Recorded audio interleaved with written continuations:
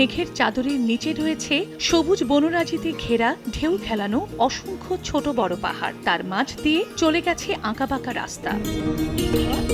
পার্বত্য জেলা খাগড়াছড়ির প্রাকৃতিক সৌন্দর্য উপভোগ করতে দেশের বিভিন্ন প্রান্ত থেকে ছুটে এসেছেন হাজারো দর্শনার্থী। আলো টিলা, ঝুলন্ত ব্রিজ, বিভিন্ন ঝর্ণা সহ প্রতিটি টুরিস্ট স্পটগুলোতে বেড়েছে ভিড়। তবে অতিরিক্ত পর্যটক হওয়ায় পরিবহন সংকট ও হোটেল মোটেলের জায়গা স্বল্পতা থাকলেও অপরূপ প্রকৃতি দেখে মুগ্ধ ভ্রমণ পিপাসুরা। বাংলাদেশের প্রকৃতি এত সুন্দর, আসলে আমরা নিজের দেশকে তো আমরা কখনো সেভাবে দেখি না, আমরা বিদেশেই পাড়ি জমাই। সো আমাদের উদ্দেশ্য হচ্ছে যে আমরা দেশটাকে আগে ঘুরে দেখি। সামনাসামনি দেখার মজাটাই আলাদা, ডিফারেন্সটাই আলাদা। নিজেদেরকে সবাই মিলে একটু রিল্যাক্স করার জন্য আমরা একটু ঘুরতে আসলাম এখানে। আশানুরূপ পর্যটক হওয়ায় খুশি স্থানীয় হোটেল মোটেল ব্যবসায়ীরাও। পর্যটকদের থাকা খাওয়ার জন্য খাগড়াছড়ি আবাসিক হোটেল ব্যবসায়ী এবং রেস্তোরাঁর মালিক সবাই আমরা আগে থেকে প্রস্তুত ছিলাম। পর্যটক নিরাপত্তা নিশ্চিত করতে প্রতিটি পর্যটন কেন্দ্রে রয়েছে সাদা পোশাকের পাশাপাশি বিপুল সংখ্যক পুলিশ।